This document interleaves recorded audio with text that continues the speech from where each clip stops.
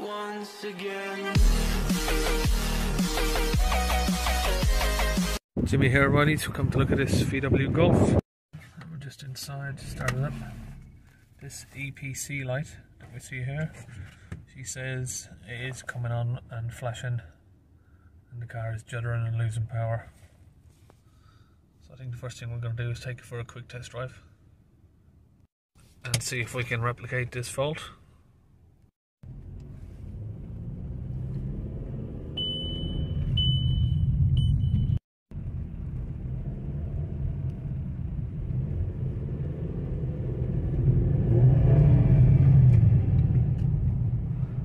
Not too sure if you can hear that, but there seems to be a little bit of rattling and tapping coming from the engine. Quite typical. Taking it for a test drive for 10-15 minutes. Can't see any faults with the car.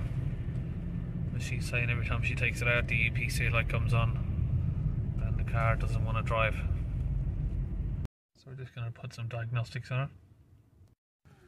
And we've got a whole list of electrical faults that seems to be here.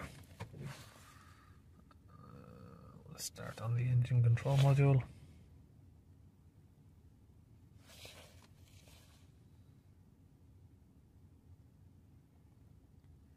Ignition distributor, engine speed, no signal, communication. So that will be the camshaft sensor, and camshaft position, slow response.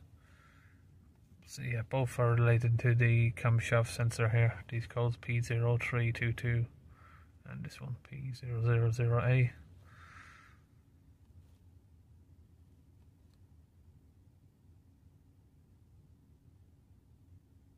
We'll have a look in the rest of these. Probably not related to anything with the engine.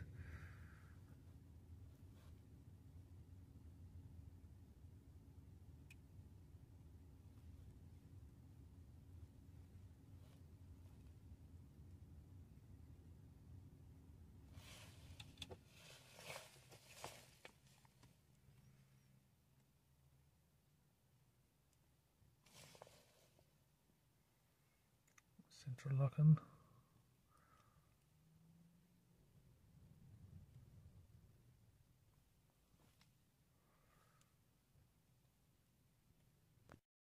So the rest of this stuff just looks like, I don't know, it's had either got some short circuit somewhere, bad earth, or a bad battery, but could also be the problem with this, with the camshaft sensor. But we're going to have a look at the engine, as it didn't sound very nice as we started it.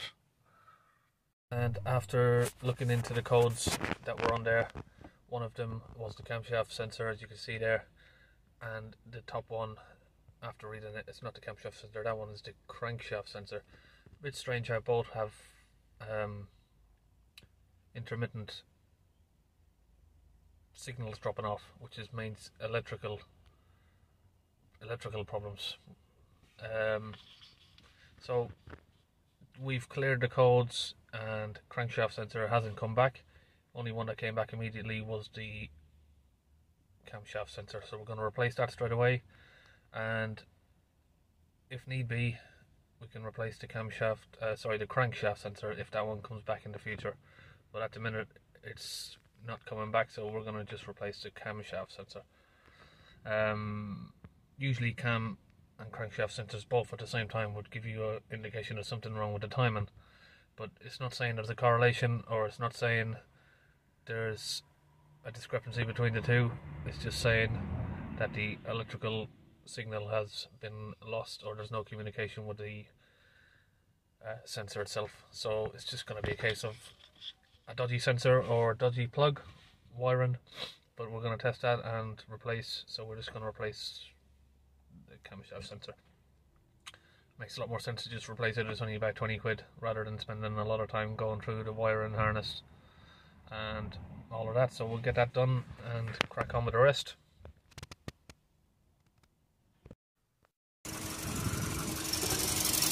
Just having a look at the camshaft sensor.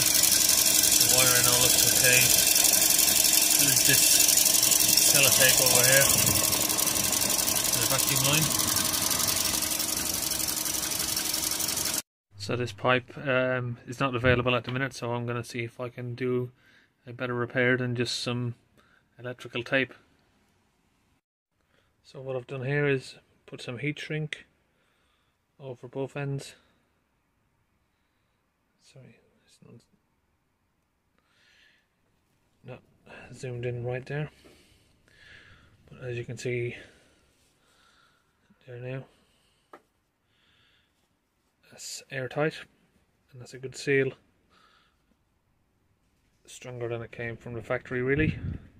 Not moving anywhere, and obviously being heat shrink, it's a little bit flexible, so it's not going to break again. But the main thing is it's airtight and it's not going to leak. Now we can put this back on the engine there, and then once the airbox is on we can clip it back in place, and it's a nice strong job, so moving. And that's all in place.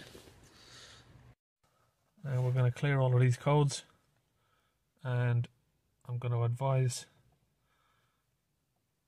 changing the camshaft sensor, and we're going to do a reading on the battery, as that possibly may need changing as well. And we're just going to have a check on the battery. Showing 11.9, seems a small bit low, and we have 680 amp. So we're going to put that at 680.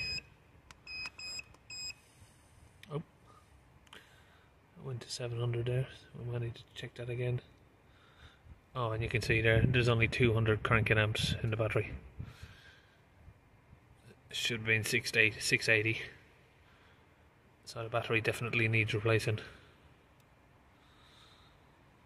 So we're just on our way to pick up a battery and a camshaft sensor for this VW Golf, and we're going to go back and fit it, and we'll get back and go from there. And we've arrived. Let's get some tools. 10mm socket and a T30 Torx, a 13mm socket and a long extension. Just down here, 13mm. Get that off. Two 10mm on the battery, and get our plastic cover off. Remove our connections. Live first, then our negative.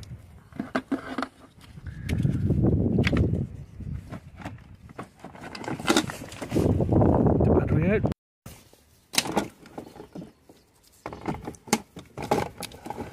New battery in. Terminals on. Our plastic casing back on there, and back to our 13mm clamp. Tighten that up. Start on our camshaft sensor. Get the plug out, and looks like a T30 Torx there.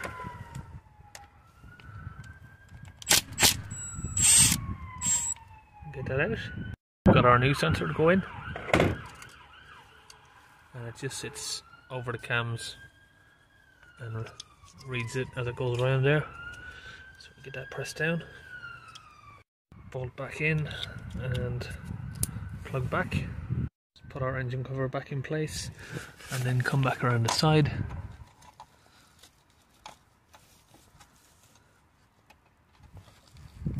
Our vacuum in there till it clicks, and our electronic plug, push that in until it clicks, and they're both done. New battery installed, and we're getting a little bit of a better reading there on the voltage. Now we're going to do another scan.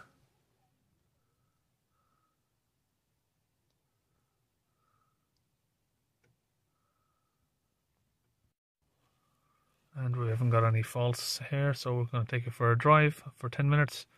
Then we're going to do another scan afterwards.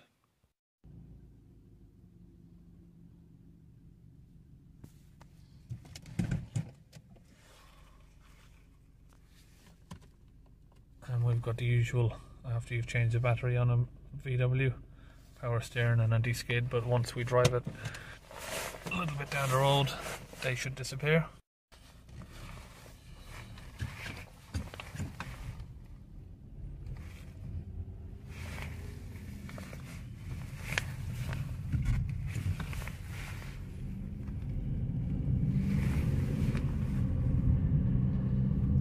go, they're gone.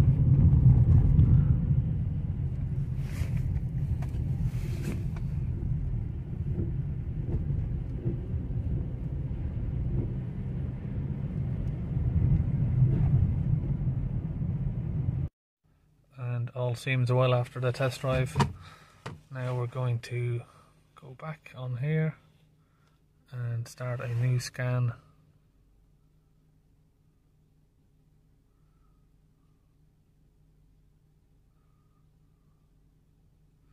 And all looks okay. This top section is where all the faults were before, so we don't need to go down to the rest of this.